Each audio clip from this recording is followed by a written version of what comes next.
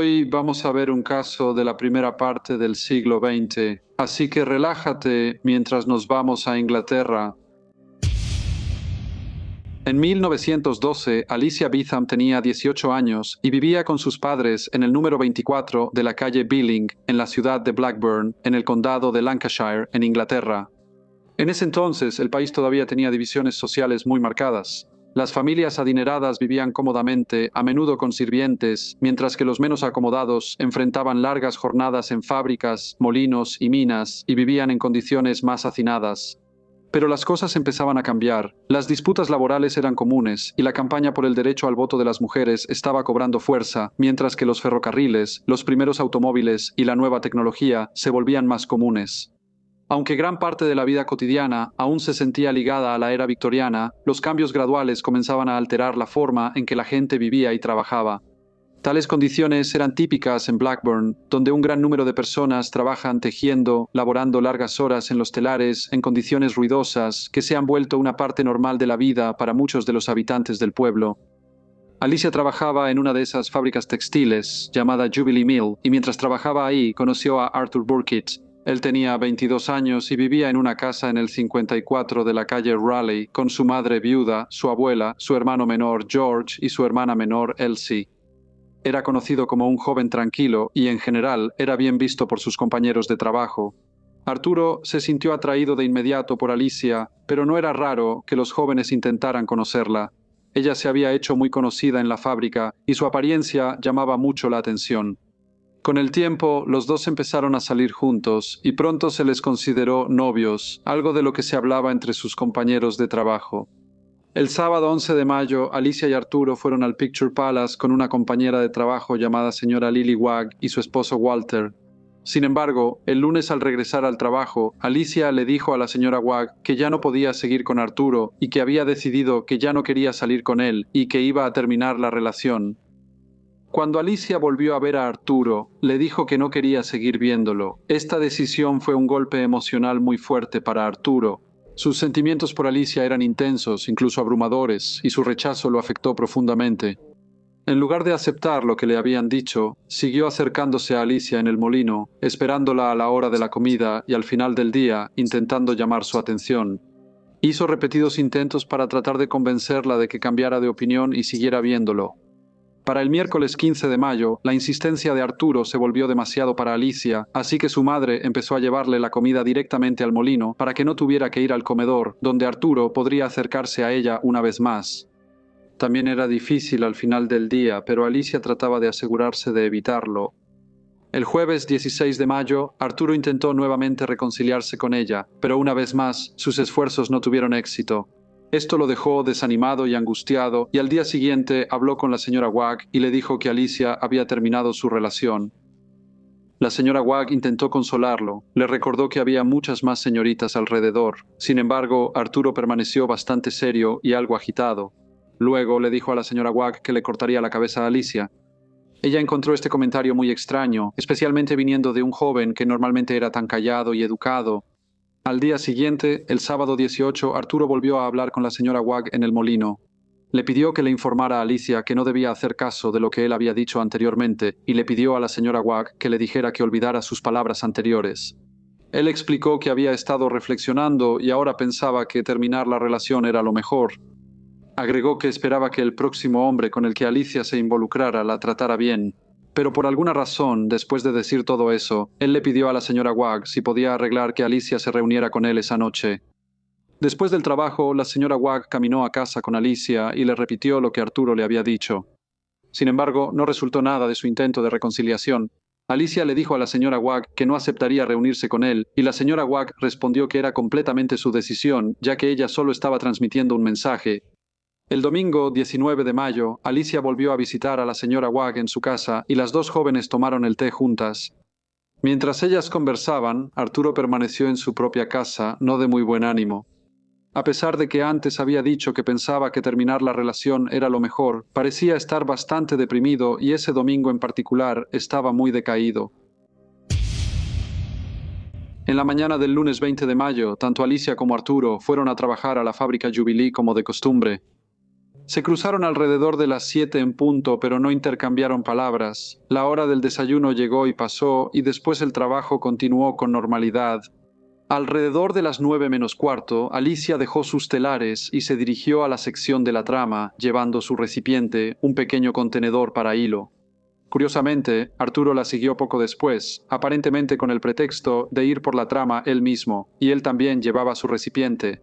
Una vez dentro del almacén, y después de que las puertas batientes se cerraron detrás de él, Arturo intentó hablar con Alicia de nuevo. Sin embargo, ella no respondió y en su lugar siguió caminando hacia la puerta, sosteniendo su recipiente de hilo. En ese momento, Arturo se acercó por detrás de ella, la sujetó con su brazo izquierdo y con la mano derecha sacó una navaja y le cortó la garganta a la joven indefensa. Los trabajadores que estaban presentes en la sala de tejido vieron a Arturo tomar a Alicia, pero al principio pensaron que solo intentaba besarla. Sin embargo, su suposición rápidamente dio paso a la confusión y luego al horror al ver que las manos de ella estaban cubiertas de sangre. Algunos trabajadores entonces se apresuraron a detener a Arturo, que para entonces ya había vuelto la navaja contra sí mismo e intentaba cortarse la garganta. Cuando uno de los trabajadores, llamado James Slater, le preguntó por qué lo había hecho, Arturo respondió: «Ella me dejó». James Slater entonces respondió: «Pero no hay necesidad de hacer algo así», a lo que Arturo contestó: «Ya no me volverás a ver con vida». Poco después llegaron los asistentes médicos y el doctor Bannister examinó brevemente el cuerpo de Alicia. Concluyó que su muerte había sido prácticamente instantánea. La navaja manchada de sangre fue encontrada cerca del cuerpo. El doctor entonces comenzó a vendar las heridas de Arturo Burkett y fue llevado en ambulancia a la enfermería. A pesar de que le aconsejaron no hablar, él siguió hablando. Le dijo al agente de policía Bellis: «He estado fuera de mí durante 2 días. He estado loco. No sabía lo que estaba haciendo». También dijo que había estado caminando hasta pasada la medianoche del domingo, incapaz de tranquilizarse, y al día siguiente compró una navaja en la tienda propiedad del señor William McCabe. Y luego, cuando vio a Alicia ir al salón Webb esa mañana, la siguió y le pidió una vez más que arreglara las cosas con él. Ahora, poniéndose un poco emotivo, dijo que Alicia se negó, así que la tomó y desde ese momento afirmó que no recordaba lo que había sucedido después. El agente de policía Bellis no dijo nada y antes de continuar, Arturo dudó, pero luego dijo que no tenía la intención de lastimar a Alicia, solo tenía la intención de lastimarse a sí mismo. Mientras lo atendían por sus heridas, repetidamente expresó su pesar por lo que había ocurrido. Habló de manera apagada y preocupada, y por momentos parecía abrumado por la realidad de lo que había sucedido. Su madre, a quien estaba profundamente apegado, pudo visitarlo esa tarde. Durante un encuentro muy emotivo, le dijo que no pudo evitarlo. Luego la abrazó y comenzó a llorar.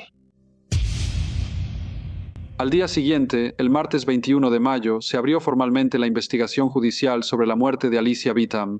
Sin embargo, el proceso fue breve, ya que la investigación se aplazó hasta el viernes 31 de mayo para darle tiempo a Arturo Burkett de recuperarse lo suficiente de sus heridas y así poder asistir. Durante esa semana, muchas personas se dirigieron a la casa de Alicia en la calle Billing, donde yacía su cuerpo. Vecinos, amigos e incluso aquellos que solo la conocían de vista acudieron a la casa, algunos para rendirle homenaje, otros atraídos por una curiosidad morbosa, ansiosos por ver a la joven fallecida.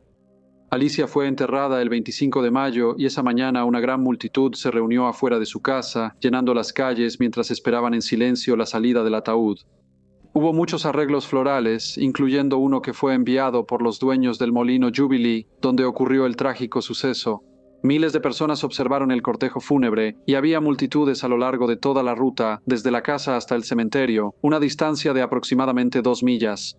En algunas de las calles principales, todo el tráfico se detuvo mientras pasaba el cortejo. La madre de la niña, abrumada por el dolor, se desmayó después de subir al carruaje. Se recuperó y, a pesar de los consejos de amigos y familiares, insistió en continuar hasta el cementerio.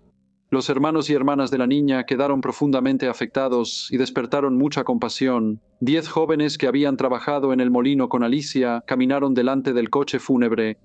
Las persianas estuvieron bajadas en las casas a lo largo de toda la ruta durante el día, y la casa en la calle Riley, donde vivía el joven Arturo Burkett, también había sido cerrada de esta manera. En la entrada del cementerio se había reunido una multitud enorme y cuando el coche fúnebre pasó por las puertas, una mujer entre la multitud se desmayó. Después de esto hubo un entierro privado y Alicia Beetham fue sepultada. La investigación se reanudó el 31 de mayo y duró aproximadamente 2 horas y media. Se escucharon pruebas sobre los acontecimientos en el molino y las circunstancias de la muerte de Alicia fueron expuestas cuidadosamente ante el jurado. Al concluir el proceso, se determinó que Alicia Beetham había sido asesinada intencionalmente por Arturo Burkett y que debía ser enviado a juicio. El martes 4 de junio él volvió a presentarse en la investigación del magistrado, la cual continuó durante otras 2 horas. Se presentaron más pruebas, que en su mayoría reforzaron lo que ya se había establecido en la investigación, y cuando se cerró la investigación, Arturo Burkett fue formalmente procesado para ser juzgado en la Corte Penal de Manchester. El juicio comenzó el viernes 5 de julio ante el juez Bucknell y Arturo fue representado por el señor Harry Blackhouse y el señor Lyndon Raleigh, mientras que la fiscalía estaba compuesta por el señor Prine, el señor Heward y el señor Kennedy. Cuando le preguntaron cómo se declaraba, Arturo respondió que no era culpable. Se veía muy elegante en el banquillo, vestido con un traje azul marino y una corbata negra, aunque era evidente que había una tristeza en él. La defensa argumentó que el asesinato no había sido premeditado, a pesar de lo que la cadena de acontecimientos pudiera sugerir. Afirmaron que Arturo había comprado una navaja con la intención de quitarse la vida, no la de Alicia, y además argumentaron que, en un arrebato repentino y abrumador de frenesí que temporalmente le privó de sus sentidos, mató a la joven antes de intentar quitarse la vida a él mismo. Entre los testigos se encontraban la señora Lily Wagg y su esposo Walter, empleados en la fábrica textil Jubilee, y el padre de Alicia, el señor Edward Beetham. Al ser interrogado, al señor Beetham se le preguntó si alguna vez le había ordenado a su hija dejar de ver a Arturo. Dijo que no le había dado ninguna orden de ese tipo y sostuvo que no había intervenido directamente en el asunto. Sin embargo, explicó que sí había hablado con su esposa al respecto, diciéndole que sentía que su hija aún era demasiado joven para estar cortejando y que tenía algunas reservas sobre la situación. La defensa también insistió en que, aunque Arturo pudo haber cometido un acto delictivo al prepararse para quitarse la vida, eso no significaba que en algún momento hubiera tenido la intención de matar a Alicia. Pidieron al jurado que aceptara su declaración de que había estado en un estado de alteración mental y que emitieran un veredicto que resultara en un castigo de prisión en lugar de la pena de muerte. Sin embargo, la fiscalía insistió en que Arturo sabía exactamente lo que estaba haciendo. Había comprado la navaja en la mañana y le había dicho a la señora Wagg que le cortaría la cabeza a Alicia. En su resumen, el señor juez Bucknell repasó las pruebas y señaló que no hubo provocación por parte de la joven. Les dijo al jurado que debían pensar muy cuidadosamente antes de justificar de cualquier manera el uso de un arma mortal contra una joven cuya única acción había sido negarse a continuar una relación romántica. En cuanto a la sugerencia de que Arturo no estaba en pleno uso de sus facultades mentales en ese momento, el juez preguntó dónde se podía encontrar la evidencia para respaldar esa afirmación. Les recordó al jurado que el veredicto debía basarse en pruebas, no en especulaciones ni en la ausencia de pruebas. También enfatizó que era responsabilidad de la Fiscalía probar la culpabilidad del acusado, no el deber del acusado probar su inocencia. El jurado se retiró, pero estuvo ausente solo 15 minutos. Luego regresaron con un veredicto de culpabilidad. Cuando le preguntaron si tenía algo que decir antes de que se dictara la sentencia, Arturo estaba tan abrumado por la emoción que no pudo hablar. El juez entonces se puso el birrete negro y con el capellán de la prisión a su lado dictó la sentencia. Declaró que ningún otro veredicto habría sido justo y que, debido a su terrible crimen, Arturo Burkett había perdido su derecho a la vida. Le instó a hacer las paces con Dios. Pocos días después, se presentó una petición y se envió al secretario del Interior, Reginaldo McKenna, en un esfuerzo por conmutar la sentencia de muerte de Arturo Burkett. La petición describía a Arturo como un tejedor de algodón de 22 años que había vivido con su madre, su abuela, su hermano menor Jorge y su hermana menor Elsie, y era conocido por su buen carácter, honestidad y afecto hacia los demás. Amigos y conocidos expresaron su sorpresa de que él pudiera haber cometido tal acto, y todos los que lo conocían lo describían como una persona de buen corazón y nada maliciosa. La petición además afirmaba que él estaba profundamente encariñado con Alice Beetham y que el acto ocurrió durante un momento de intensa tensión emocional, cuando la angustia y la decepción superaron su autocontrol. Se escribió que él no estaba completamente consciente de sus acciones en ese momento y se suplicó que, en vista de su buen carácter y las circunstancias que rodearon su crimen, no se aplicara la pena máxima. Para el lunes 15 de julio, más de 50.000 personas habían firmado la petición, incluida la señora Beetham, la madre de la joven fallecida. Sin embargo, el secretario del Interior se negó a conmutar la sentencia y la fecha de la ejecución se fijó para el martes 23 de julio. Cuando Arturo fue informado de que no habría suspensión de la ejecución, escribió varias cartas. En una de ellas insistió en que, si le hubieran dado cadena perpetua en su lugar, habría perdido la razón y aseguró a todos sus amigos y familiares que enfrentaría su final con valentía. Cuando llegó el día, una multitud de entre 400 y 500 personas se reunió afuera de la prisión a las 8 en punto. Muchas eran mujeres y niñas que estaban en un descanso de las fábricas cercanas donde trabajaban. Se pararon donde podían ver el reloj de la prisión, pero sin saberlo, este se había detenido. Así que, hasta que sonó la campana de la prisión, no estaban seguros de si la ejecución realmente había ocurrido. Unos momentos después, se colocaron avisos oficiales en las puertas de la prisión, confirmando que Arturo Burkett había sido ahorcado. Cuando la multitud se apresuró a leerlos, muchos trabajadores rompieron en llanto y algunos se mostraron visiblemente angustiados. Incluso después del anuncio, pequeños grupos permanecieron, todavía leyendo los avisos y hablando entre ellos, algunos aparentemente sin poder creerlo. A pesar de que se habló mucho del crimen en las semanas y meses siguientes, poco a poco fue desapareciendo de la atención pública. Y con el estallido de la Primera Guerra Mundial en 1914, las preocupaciones de la gente cambiaron, dejando a Alice Beetham, de 18 años, y a Arturo Burkett, de 22 años, prácticamente en el olvido. Hola a todos y muchas gracias por escuchar. Como siempre, por favor, dejen cualquier comentario o retroalimentación que tengan y espero verlos a todos de nuevo en el próximo Briefcase.